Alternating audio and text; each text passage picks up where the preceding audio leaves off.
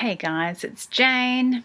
It's Saturday, but Friday reads didn't happen yesterday, so we're going to have a try today. Okay, I finished 4 things in the last week, so we're going to have to get onto that in a minute. But before I do, there's a couple of sort of news items I want to run through.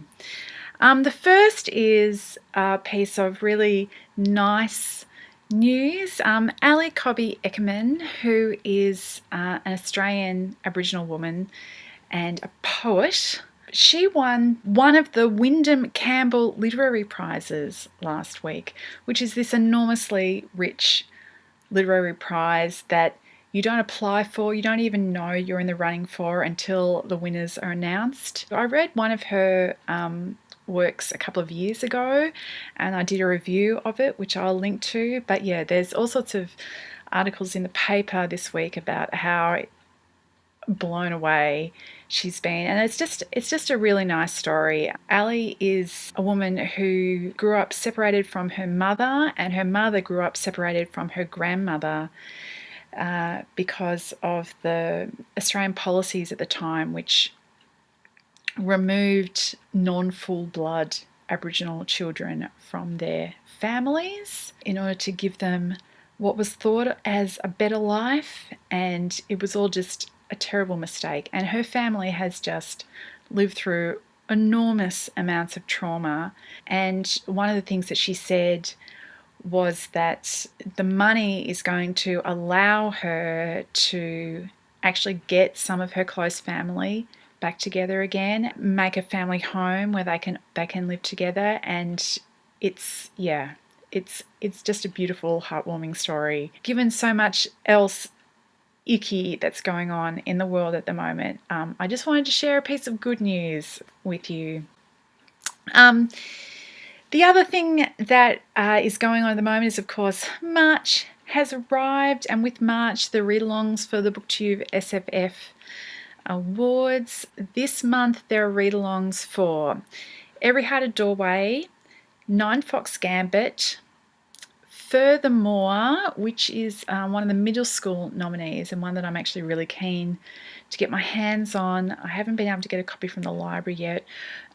We'll see whether I hang around or if I buy a copy. I'm not 100% certain. I think I can wait a little bit longer and see if it arrives. This Savage Song, which is a Victoria Schwab title, it's up for young adult. I'm not even sure if I'm going to bother reading the YAs this time around. Life is pretty full as it is, and YA, I mean, I don't have a problem with YA, it just doesn't ring my bell mostly. I haven't read any of the YA nominees, and I'm on the fence. I'm not really sure whether I'm going to bother going there this year. And the other one is Monstress, which is one of the graphic novel nominees. So that's all the read-alongs. I'm not going to do the graphic novels. I've got nothing against graphic novels. I love graphic novels, but one of the 4 things that I finished this week was Adventure Time Volume 8, which is a trade collection of Adventure Time comics that is more than a year old, and I've had on my shelf for more than a year. And for more than a year, I didn't get around to reading it. I read it this past week because my old son has been nagging me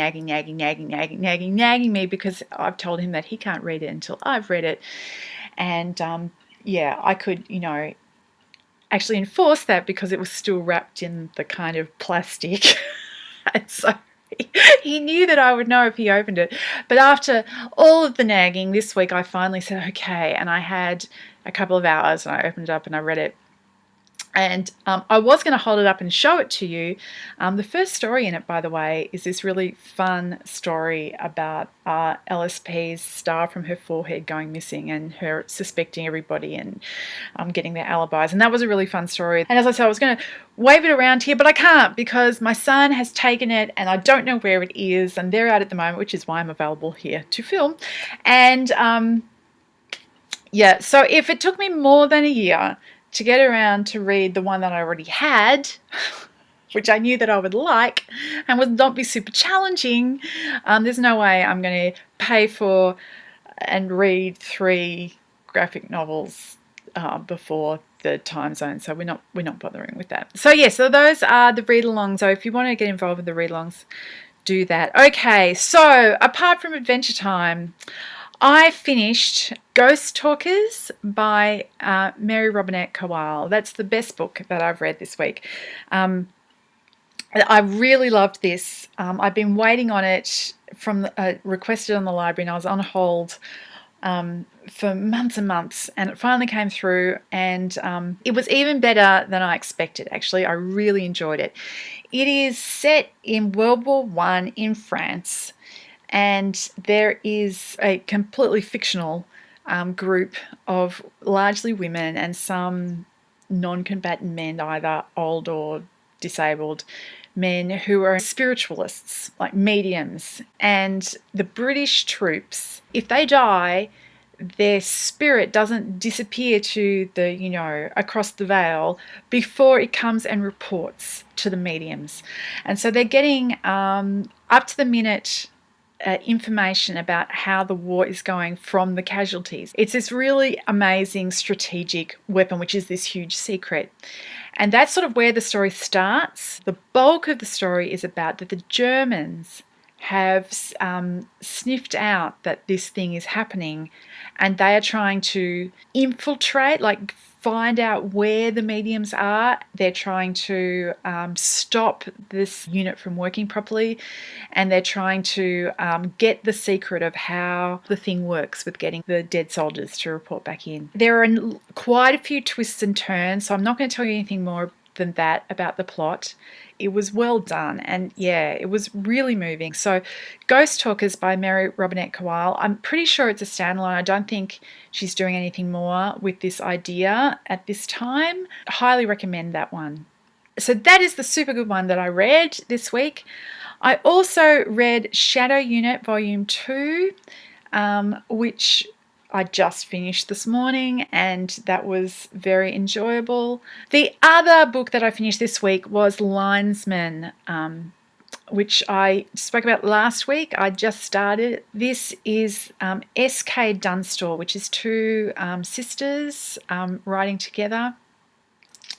And it's a space opera military story, and it's about an alliance that's breaking down, and political intrigue and alien technology, and these things called lines, which were discovered some years, like 40 years or something back before the time of the story, and have revolutionized space travel and everything.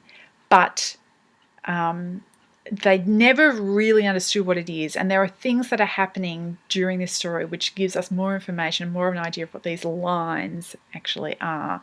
But it's sort of an alien technology, and certain people are sensitive to them. And our main character, there are two point of view characters in it, and they're both linesmen. Now, this story started out pretty strong, but the second half of it was much weaker in my mind. There are two point of view characters, and it swaps and changes between the two, and one of them I found highly sympathetic, and the other one I really wondered why they were there.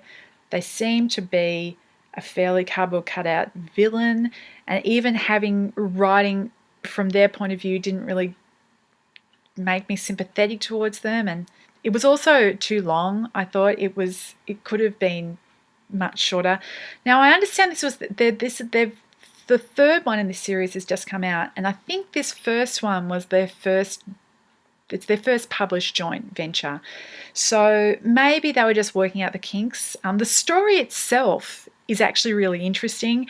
The execution let it down a bit, I thought. I'm not sure whether I'll bother continuing in the series or not. Maybe, who knows? The first one does actually have enough of a conclusion that's not like a major cliffhanger. But yeah, I was a bit disappointed because it started off really well, and so I was a bit disappointed. Anyway, I literally just finished Shadow Unit Volume 2. I put off filming this for half an hour while I read the last few sections. I'm not 100% certain what I'm going to pick up now. These are the 4 books that I have on my e-reader, which I haven't read at the moment.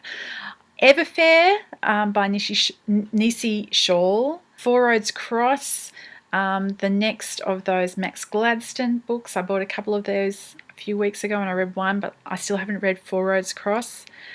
I've got Gathering of Shadows, which is a V. Schwab, which is it's the only one of the nominees for the BooktubeSFF Awards for Best Adult Novel, which I haven't read. The read along for that one isn't this month, but I've got it, and maybe I should read it now rather than wait. I don't know.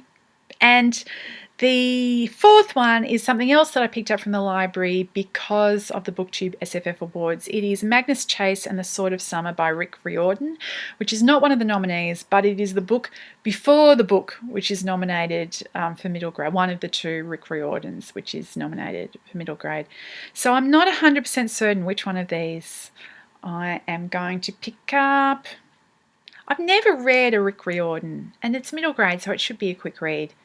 Maybe I'll go there. I'm not sure. If you have strong opinions, you could let me know.